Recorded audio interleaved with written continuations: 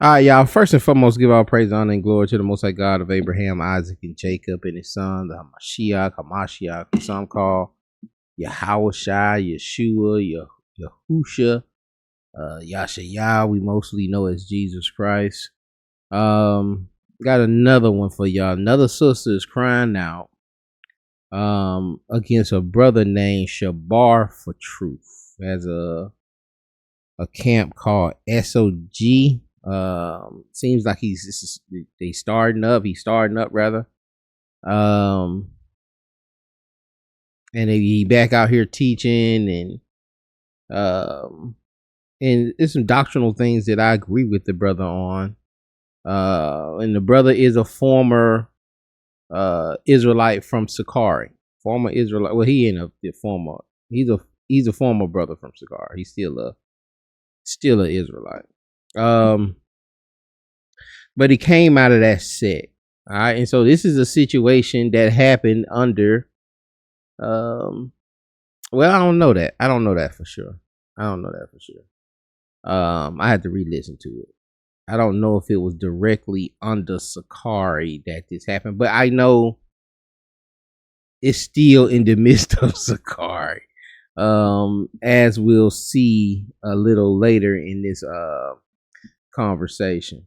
But these brothers, Zealots of Israel, 144. If you type that in, Israelites, they are interviewing this sister, and the brother Gad. I remember him about 10 years. He's also ex-Sakari, very early Sakari. He's an ex-Sakari, and something happened with them, and they were going back and forth, and man, Deacon and Gorilla Hebrew had did the brother so bad, they had me. I'm like, yeah, that brother fuck out. They had me, but I'm like, yeah, I did this just too much, and so he got a lot of history, maybe some bitterness wrapped in there. I'm not sure. I'm just speculating. Not saying you are, but like I said, nobody admits that is going to admit that they have some bitterness. But yeah, he had a lot of content on some of the stuff, man, we kind of forgot about, but it definitely needs to be brought out, man. This is a season for that. But let me go ahead and let this thing play. People are like, man, you talk so much, brother. Oh man, why you just can't let oh man. Here, Sarah. All right. And this sister is a former wife of a man named Shabar, who used to be a part of Sakari. Now, recently, Shabar has been going on a tirade trying to protect Sakari and Guerrilla Hebrew for all the wrongdoings that they've done, and try to demonize us and other brothers and sisters for the evil things that they've done, and say that we're wicked. And I'm not on Clubhouse, so I don't know if that statement is true or not, but that's kind of interesting that he's putting in the work for Sakari. I've seen some things differently with that, but there that could be there. Some reconciliation could be there. But it seems this brother saying like he's defending Guerrilla Hebrew. That's interesting. And also too, we've had an encounter with him on Clubhouse, right? And what happened was Shabar came on and he started become, when we made this room rebuking Alazar, he came on with a really, really off spirit and talking real reckless. And he was talking about how righteous he was and all this other stuff. And then come to find out, he doesn't even take care of his kids. A brother named 44 Swift, I believe, the brother that used to be a part of GMS Chicago, he ended up telling us, and there was other brothers with him, that yeah, he don't take care of his kids. He had this sister right here, Sarah, all right, and her kid that he hasn't taken care of, yet he's going around rebuking and talking about how bad everybody else is. And I didn't catch this the first time, but I went back and looked at some other information that I have, and I noticed he almost said her husband. All right. and her kid. You see that? Now you say, well, why is that important? Well, I have a little intel telling me that the sisters are already married. That the situation she finna tell you, take note that she's married and may be with child. I don't know if that's true, but I'm just saying I got some notes. I got some information where it's saying that the sisters already remarried and still having this kind of conversation that she's about to have. Just keep that in mind also. So again, this is another one of those videos. Ain't no victims here. Ain't no victims here, y'all. That he hasn't taken care of, yet he's going around rebuking and talking about how bad everybody else is, to the point where there's been threats of threats of violence. If the sister can correct me on that, and also too just completely neglect upon his household, right? So with that being said, brother Ikron, you want to say? Now my brother is, he's very vocal. He's very loud on social media, and that's one of the issues, we talking about with leadership, and people wanting to be a leader. There's the and I got to give y'all this first. Sorry. There's a situation now in the NBA where they don't know who's going to be the next face of the NBA. And it was asking, and they wanted it to be somebody American. Some of the best players now, most of the best players now are European. They wanted somebody American to be the face of the NBA. And they were asking the brother Anthony Edwards to be the face of the NBA. And if you know Anthony Edwards, I know it's been a plethora of videos with Anthony Edwards, and they talking about his situation with his baby mom. That's how I don't get y'all.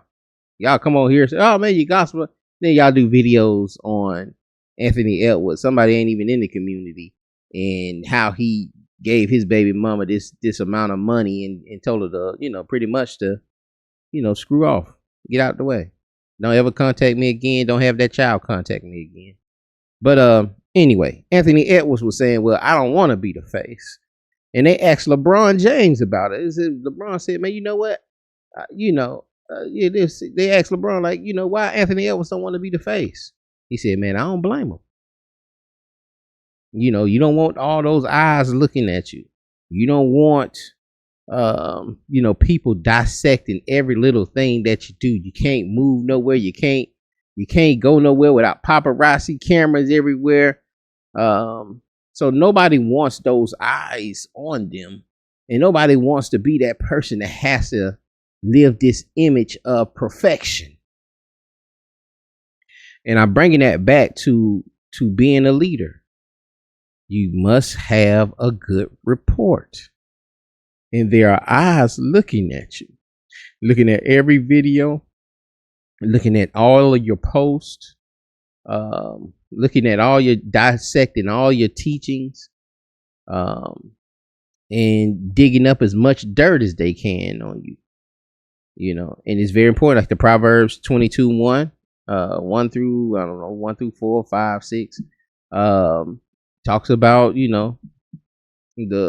having a good name is worth more than silver and gold.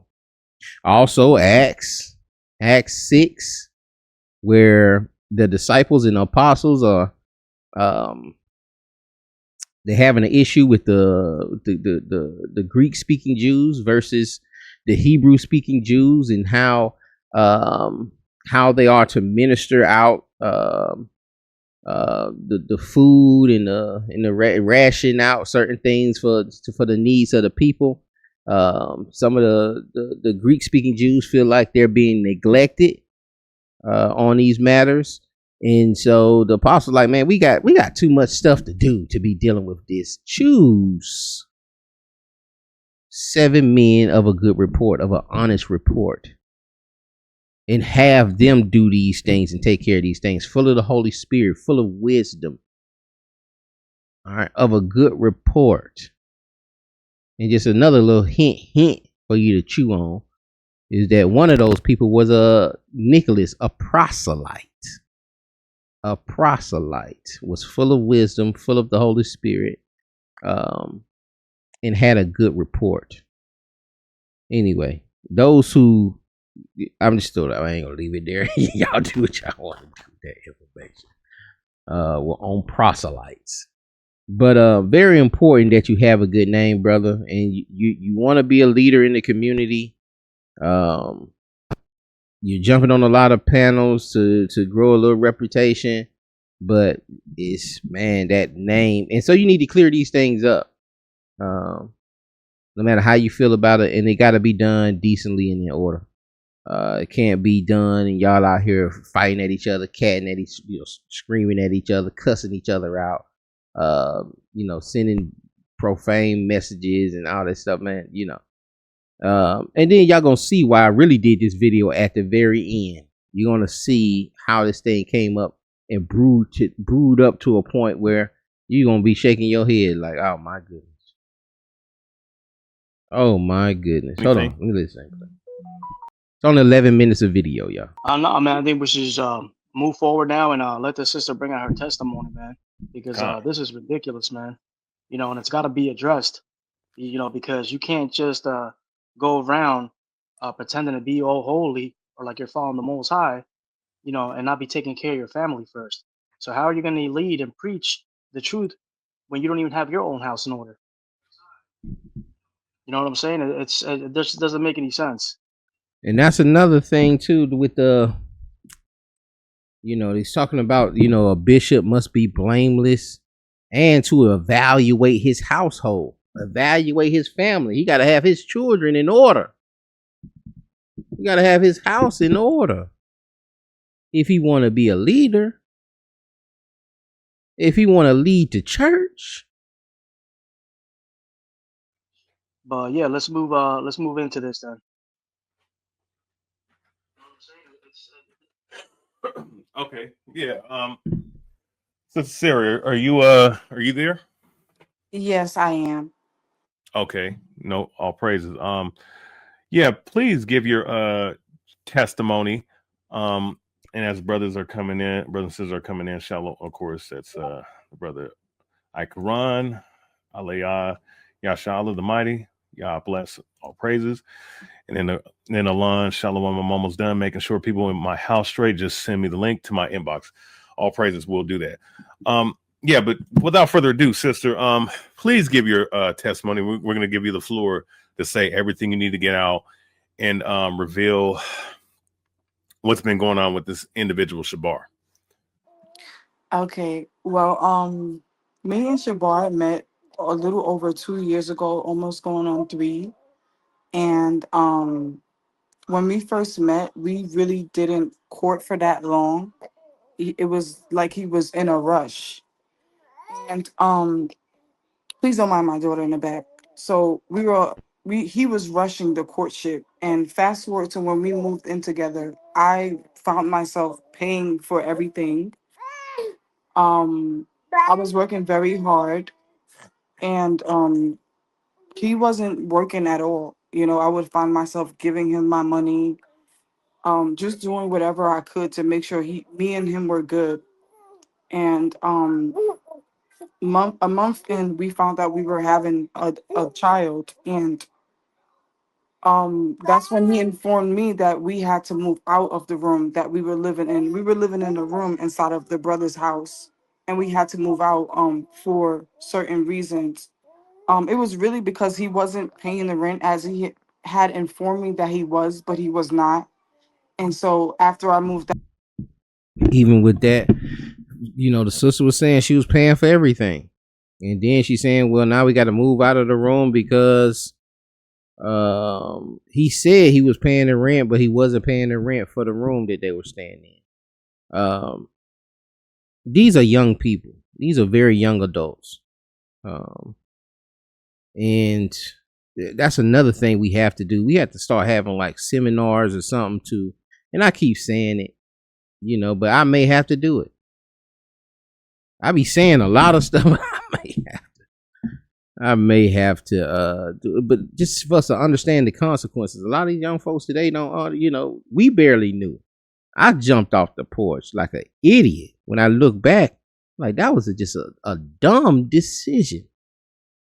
But and that's me understanding the cost of school and what the cost of me leaving my hometown, going to a big city, and then at 18 having to pay rent, or student housing. I just didn't count the cost, as the scripture says. I did not count the cost, and that's some of the things we need to be teaching these young adults, especially within Israelism, the cost of you sitting up here and trying to lay down with this sister, and you don't have a lot of these things in order. Things that Adam had before he was given a wife. He had the presence of the Lord. He had, he was sheltered. He had a job.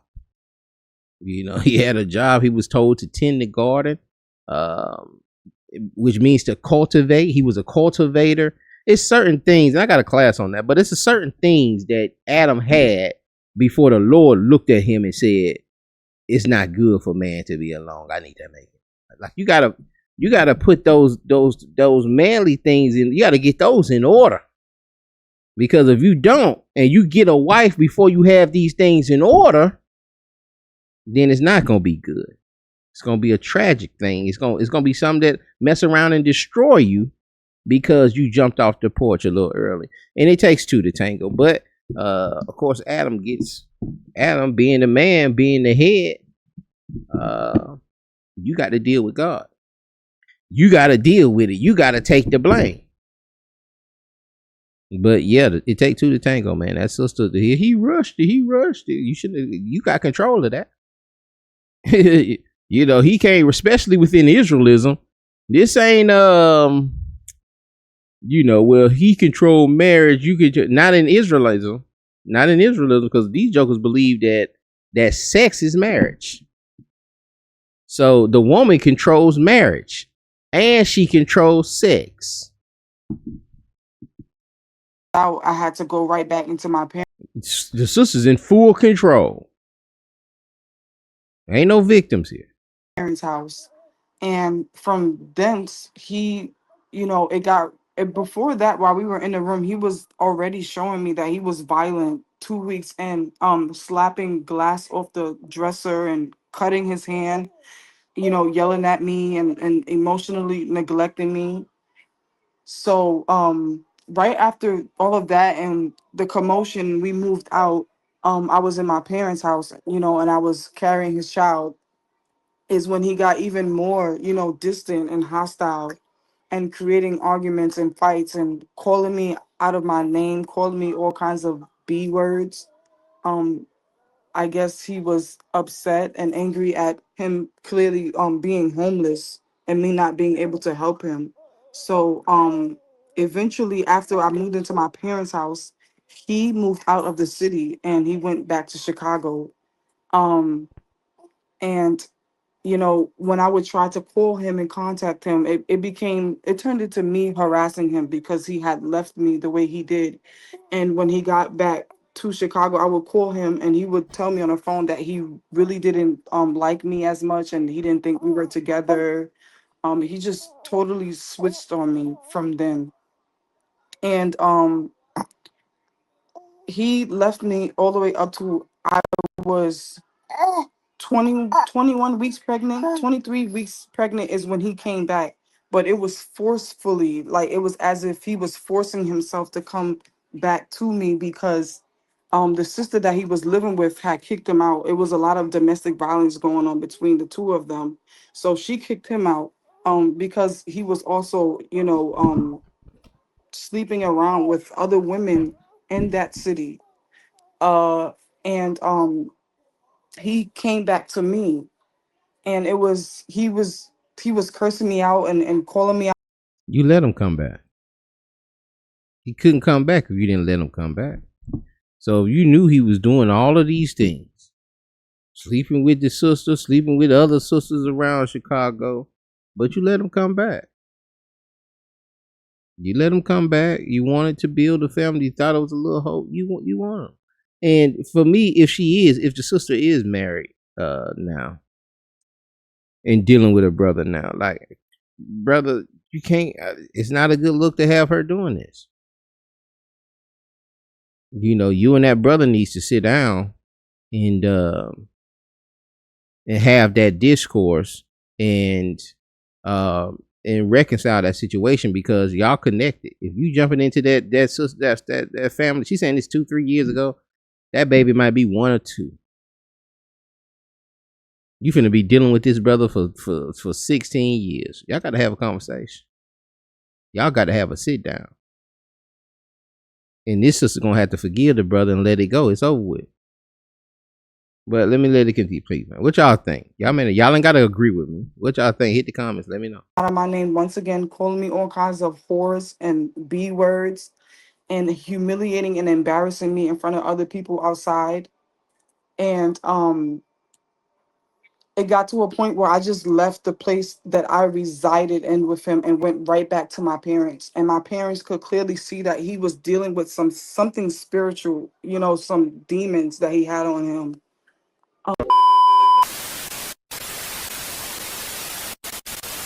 We quick to call everything a demon, and so this just a toxic relationship. Some people like being in these kind of relationships. It's just toxicity, as the young folks say. Cursing and carrying on because my parents wouldn't allow him to stay inside of my parents' house with me. So the day that I got induced, the day that I got induced, I had to basically like force him to come into the doctor's room. And when we were in the doctor's room, the day that I was so he is there he's there where the child's being born. About to push the baby out, he was high off of marijuana, and the doctors had informed me that he was in the bathroom also smoking marijuana. And as I was pushing out my child, he I'm gonna tell you too, a lot of Israelites smoking weed, or they claim they eating it, and if you eating it, you smoking. Oh man, I just eat it. I don't smoke. Like, what's the difference? You doing it to get high? Oh man, I just buy the oils and really, you ain't doing it for medication. You doing it to be high. We're gonna talk about that too. I got another clip on brother vouching for that. He was arguing with me and my mother. He was making all kinds of negative statements as I was pushing his daughter out. So after I had the baby, See what she's saying now. She's like, and it ain't that I don't believe this. It's just a hard sell. And I'm picturing this brother cussing her out while she in labor, and the doctor and the nurses letting her do that. Well, if her parents are there, they're letting him cuss her out while the baby coming out. That's crazy. But not saying it ain't happened. I'm just saying that's I don't know. And then if she could have told him to get out, but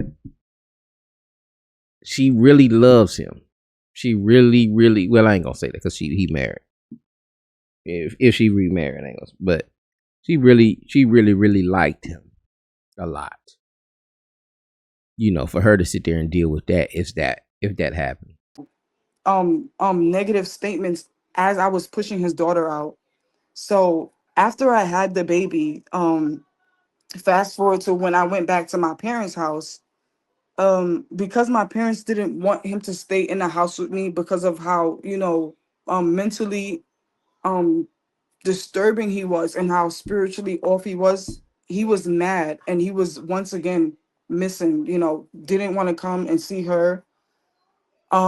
He eventually, after that week of her being born, he left back to Chicago. At this point is when it got really, really rough.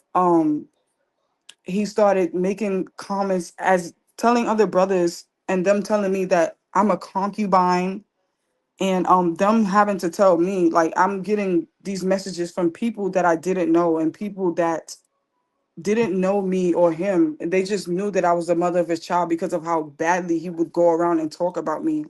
So he was telling people that I was a concubine, that I was a whore.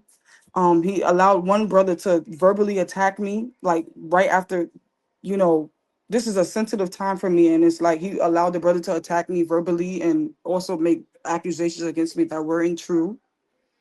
So he's missing, you know, the whole year and 7 months of her being on this earth, breathing and living. And I've profusely begged this man through text message, through calls, to come be a father, see his daughter, and try to get himself together so that he can, you know, help me provide for her so that.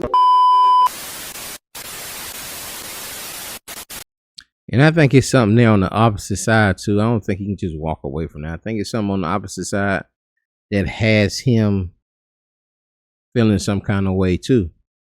Because why are you getting so emotionally charged by this sister? Like, why you have to try to destroy or try to diminish her image if you don't want nothing to do with her? And you know, why don't you want somebody else to deal with it? But it's like, yeah, I kind of one of them situations where brother be wanting to deal with the sister when I want to deal with him. I don't want nobody else dealing with him. Just leave it there until I'm ready to come back and deal with it. People, because they were associating themselves with me. And that's just me speculating. And it got to a point where he started denying the paternity of his child and saying she wasn't his. Telling post. And what we have here is verbal abuse and name calling. No physical abuse that the sister has admitted to on her end. But there's been verbal abuse coming from him and mental abuse, she said. You know, coming in the thing high and making posts on Facebook and saying that I forged his signature on a birth certificate. Also saying that it could be anyone's child and ignoring me. And when it came to me asking him if he wanted to be a father or not, he would ignore me and pretend like he didn't know who I was. And just recent last year, he moved into my parents moved him in because they wanted to make it work when I had already moved on into their establishment. And he ended up calling ACS on me and basically forging that I was neglecting and starving his daughter. So I had to move out because he had also sexually assaulted me and was trying to force himself on me and try to force me to pray with him. So me fleeing from that establishment and going into my auntie's house, he began to call my auntie's house. So you know, he's saying that she sexually assaulted. And if that happens, call the police. Sisters, if someone is sexually assaulting you, call the police. Don't take it to no counsel. Or I don't even think this is a counsel. This is just her vetting. But if your life is in danger, if brother is forcing himself on, call the police. Do not call your camp leader. Don't you want him to kick him out the camp? And ultimately, when I deal with situations like this, my question is always, what do you expect to come from this? What is your expectation? Do you want this brother back? Do you want him to be a father to your child or to his child? Do you want financial support from this for this child? And you know, vice versa for the brother. What do you want? What are you trying to accomplish by this back and forth and this thing that y'all got going on? What are you trying to accomplish? And you got to be honest. But yeah, if he sexually assaulted you, sister, Go to the police.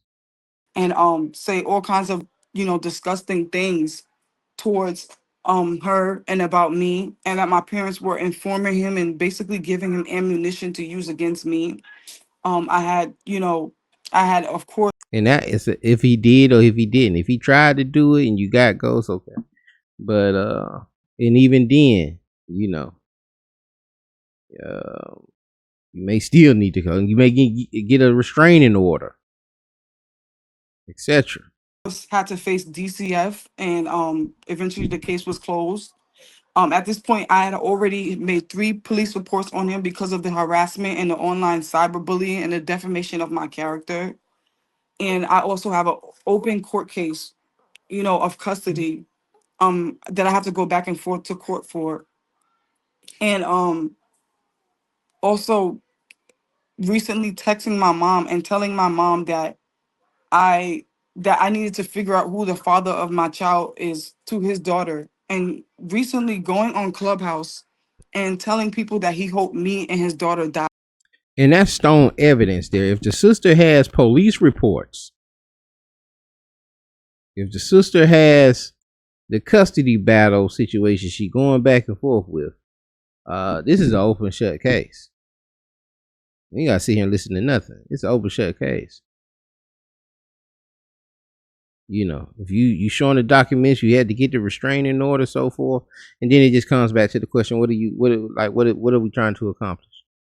Are you just trying to destroy his name, or are you trying to get some reconciliation? Or are you trying to, like some of the stuff I said prior? He was saying this specific statement for going on 2 years now, and I also have the screenshot proofs of him saying he hoped me and his baby died. It's now, getting very. If the receipts are there, that's damaging, my brother Shabar. That's very problematic, sir. And it shouldn't be you can't be out here puffed up about it. If she got these kind of messages, and you trying to be you got to reconcile this. You got to get this together, brother. Overwhelming. It's now becoming more gruesome, the things that he says about me. And don't think this sister won't bring him out. But anyway, y'all go to the Zealots of Israel 144. I didn't watch the whole interview, man. I couldn't, but I did clip this little clip here. Still got about another minute and a half. Con. Shalom, grace and peace to everybody that's watching and that's in the room. Let me bring out the scripture right quick. This is 1 Timothy chapter 5, and I'm just going to give verse 8, and it reads, "But if any provide not for his own, and especially for those of his own house, he has denied the faith and is worse than an infidel." So while he's going around masquerading as this minister of the gospel and going around faking like he's healing people, according to the scriptures, he's not even in the faith. Why? Because he's not even taking care of his own house. Scripture says that charity begins at the home. Yeah, that's a fact. Now, why do we do the video? What made me say, you know what, I gotta, this and then this. I'm like, oh man, this we got to speak on.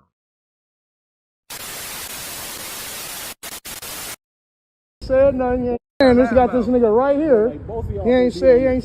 Now, I told y'all, about the way teaching needs to be evolved or reformed, because of the YN, but this is the YB. Okay, these the young brews. You have to reform with these young brews. And I told y'all about the toxicity of Clubhouse and how y'all are talking to each other on there, where if you get face to face, it's gonna be on site. Because y'all up there cussing at each other, calling each other all kind of profane names that in the streets, it ain't a go. It's not a go. You cannot be talking to me like that, bro. And so this is a brew against a brew. Said nothing, you ain't did nothing, they be lying. So I'm right here right now. So now brother done ran up on you that you've been going back and forth with on, bro, at that point, like, that's already is too much. And you know, from what I've heard, that there was another brother that was with the brother, and then this brother had 5 other brothers with him or something like that. But these are allegations. I don't know for sure. And the brother that he just met that came with him, or that stopped and start start dialoguing with him or teaching with him or whatever, that he got jumped and did worse than and got the worst of it, and he don't even know what's going on. And again, that's why you have to prove people. And we've done it so many times where we just seen a Joker on the street. Joker had on some fringes, man. We like, bro, come on this side. But nah, that's dangerous, bro. And then I had to learn, man, these Joker wearing these fringes don't mean nothing. Don't mean nothing. Keep that brother on that side so you know who you dealing with. But we be so eager to, we want the brotherhood, we want the fellowship, but man, you better prove these folk, man. All I'm saying, I'm right here right now, bro. Yeah, bro, if he's throwing up gangs, bro, cut that camera off, get up out of there, man. All right. He behind you throwing up gang signs. And if you remember in the earlier part of the video, the brother was talking about this dude 44 Swift or whatever. And I think that's who this brother is here. Again, a lot of this stuff just comes to me. A lot of these stories come to me, and because people know I'm gonna speak on it. So I'm right here right now. That's all I'm saying. I'm right here right now, and bro ain't said nothing. He just be capping. Now I want to know this what nigga, I lied this about. nigga be That's on what I'm saying. everything, nigga. About Everything what? You say on me, nigga. Bringing up my baby mama and my. And then say bringing up your baby mama. And so when I see this, like yeah, that's your baby mama. That's your child. What are you doing? And why are you getting offended? If somebody's bringing up your baby mama and this stuff ain't true, why are you getting offended? Why get emotional? To the point where and go back and forth and cussing people out, but and I don't even know if you knew this brother. I don't even know if you knew this brother. Like, I'm not gonna get that charged up or let myself get that charged up, unless some of this stuff is true. And I can't help myself. My flesh done overtook the spirit, and so now I done got into carnality. And if you keep talking about that situation, bro, I'm gonna slap you. That's all I'm saying. I'm right here right now, and bro ain't said nothing. He just be capping. Now I want to know this what nigga, I lied this about. nigga be That's on what I'm saying. everything, nigga. About Everything what? You say on me, nigga. Bringing up my baby mama and my kids I and ain't shit, know that was nigga. your baby mama. Yeah, don't do it no baby, more I though. ain't know Don't that was do your it. Just baby don't do it no more. When I told Cause you that day, bro, I listen. told Let you me that tell day, you. Let nigga. me Once tell I man, found bro, out. I told you, I don't give a fuck, bro. Get your bitch ass.